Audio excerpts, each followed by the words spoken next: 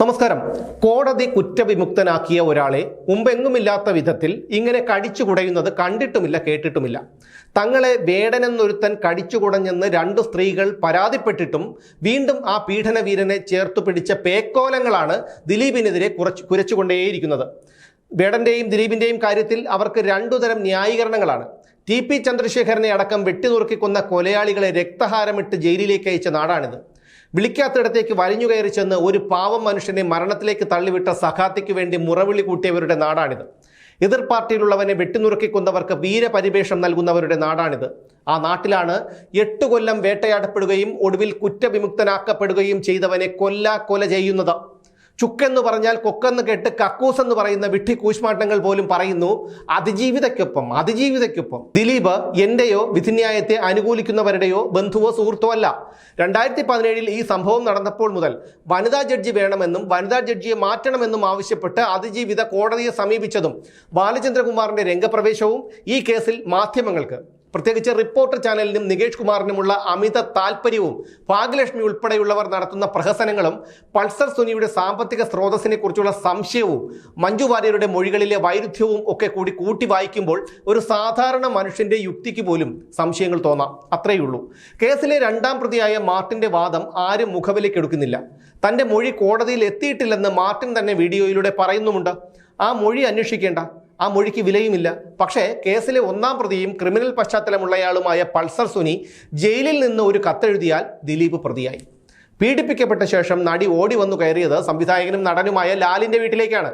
അതേക്കുറിച്ച് ലാല് മാധ്യമങ്ങൾക്ക് മുന്നിൽ പറഞ്ഞത് ഇങ്ങനെയാണ്: സംഭവം നടക്കുന്നതിന്റെ തലേ ദിവസം ഈ കുട്ടി ഞങ്ങളുടെ സിനിമയുടെ എക്സിക്യൂട്ടീവ് പ്രൊഡ്യൂസറായ അനൂപിനെ വിളിച്ചിരുന്നു. എനിക്ക് തൃശ്ശൂരിൽ നിന്ന് രമ്യ നമ്പീശന്റെ വീട്ടിൽ പോകേണ്ട ആവശ്യമുണ്ട്, ഒരു വണ്ടി അറേഞ്ച് ചെയ്തു തരാൻ പറ്റോടാ എന്ന് ചോദിച്ചു. അറേഞ്ച് ചെയ്തു കൊടുക്കാമെന്ന് അനൂപ് പറഞ്ഞു. പറഞ്ഞ കൂട്ടത്തിൽ അനൂപ് പറഞ്ഞു, ഞങ്ങളുടെ ഒരു പരസ്യത്തിനു വേണ്ടി ദീപക് ദേവിന്റെ സ്റ്റുഡിയോയിൽ വന്നൊരു ബൈറ്റ് റെക്കോർഡ് ചെയ്തു തരണമെന്ന്. അപ്പോൾ അവൾ പറഞ്ഞത്, ഞാൻ 4 ദിവസം രമ്യ നമ്പീശന്റെ വീട്ടിലുണ്ടാകും, ഇതിനിടയിൽ സൗകര്യമുള്ള ഒരു ദിവസം വന്ന് ബൈറ്റ് തരാമെന്നാണ്. ഈ സിനിമയുടെ ആവശ്യത്തിന് വേണ്ടിയൊന്നുമല്ല അവൾ എറണാകുളത്തേക്ക് വരുന്നത്. അവൾ വരുന്നത് രമ്യ നമ്പീശന്റെ വീട്ടിൽ വന്ന് താമസിക്കാനാണ്. ഇങ്ങനെയാണ് ലാല് പറയുന്നത്. എന്നാൽ ആക്രമിക്കപ്പെട്ട നടി നൽകിയ മൊഴി ഇങ്ങനെയാണ്: ഹണി ബി 2 സിനിമയുടെ എക്സിക്യൂട്ടീവ് പ്രൊഡ്യൂസറായ അനൂപാണ് സിനിമയുടെ ആവശ്യത്തിനായി കൊച്ചിയിലേക്ക് വരാൻ വിളിച്ചു പറഞ്ഞത്. ഫെബ്രുവരി 17-ാം തീയതിയാണ് കൊച്ചിയിലേക്ക് വരാനായി വണ്ടി അറേഞ്ച് ചെയ്യാൻ ഞാൻ പറഞ്ഞത്. ഇങ്ങനെയാണ് നടി പറയുന്നത്.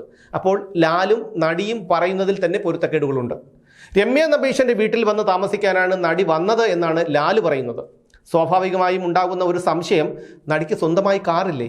അല്ലെങ്കിൽ തൃശ്ശൂരിൽ തന്നെ കൊള്ളാവുന്ന എത്രയോ ട്രാവൽ ഏജൻസികളുണ്ട്. അതിലേതെങ്കിലും ഒരു ട്രാവൽ ഏജൻസിയിൽ നിന്ന് ഒരു ടാക്സി വിളിച്ചാൽ പോരെ? എറണാകുളത്ത് നിന്ന് വണ്ടി വരുത്തി അതിൽ കൊച്ചിയിലേക്ക് വരുന്നത് എന്തിനാണെന്ന് മനസ്സിലാകുന്നില്ല.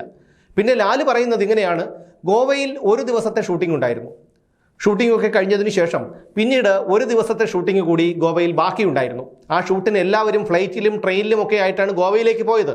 ഒരു കാറ് മാത്രമാണ് ഇവിടെ നിന്ന് പോയത്. ആ ഒരു കാർ ഓടിക്കാൻ പൾസർ സുനിയെയാണ് തീരുമാനിച്ചത്. അത് മറ്റൊന്നും കൊണ്ടല്ല, അയാൾ അത്രയ്ക്ക് മിടുക്കനായത് കൊണ്ടാണ്. അതെ, അയാൾ അത്രയ്ക്ക് മിടുക്കനായത് കൊണ്ടാണ്. അങ്ങനെ പറയണമെങ്കിൽ പൾസർ സുനിയെക്കുറിച്ച് ലാലിന് വ്യക്തമായ ധാരണയുണ്ടായിരിക്കണമല്ലോ. അയാളെ അത്രയ്ക്ക് അടുത്തറിയില്ലെങ്കിൽ ഒരിക്കലും ലാലിനെന്നല്ല ആർക്കും അങ്ങനെ പറയാൻ കഴിയില്ല.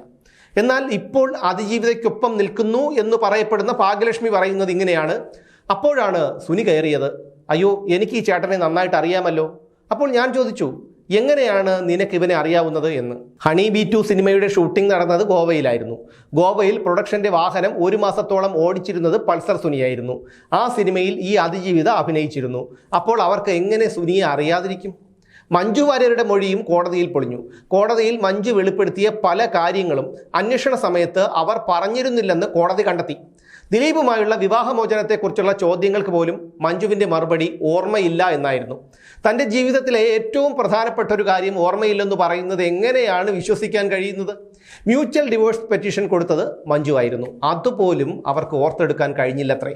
കാവ്യയും ദിലീപുമായുള്ള ബന്ധത്തെക്കുറിച്ച് താൻ കാവ്യയുടെ അമ്മയുമായി സംസാരിച്ചെന്നും ദിലീപുമായുള്ള കാവ്യയുടെ ബന്ധത്തിൽ തനിക്ക് ആശങ്കയുണ്ടെന്ന് അവർ പറഞ്ഞെന്നും കോടതിയിൽ മൊഴി നൽകിയ മഞ്ജു അന്വേഷണ ഉദ്യോഗസ്ഥരോട് പറഞ്ഞിട്ടില്ല.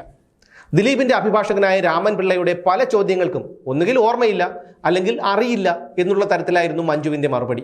ഇതൊക്കെ ചില വൈരുദ്ധ്യങ്ങൾ മാത്രമാണ്.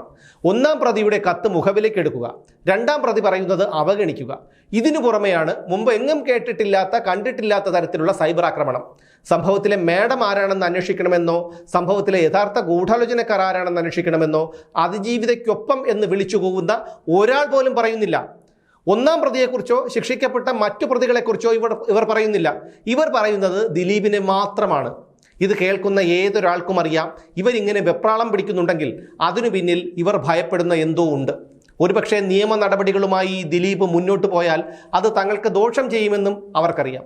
അതുകൊണ്ട് സത്യം പുറത്തു വരണം. നിയമവ്യവസ്ഥിതിയെപ്പോലും വെല്ലുവിളിച്ചുകൊണ്ട് ഒരു വിഭാഗം വിവരദോഷികൾ നടത്തുന്ന അതിക്രമം ഇനി ഉണ്ടാകരുത്.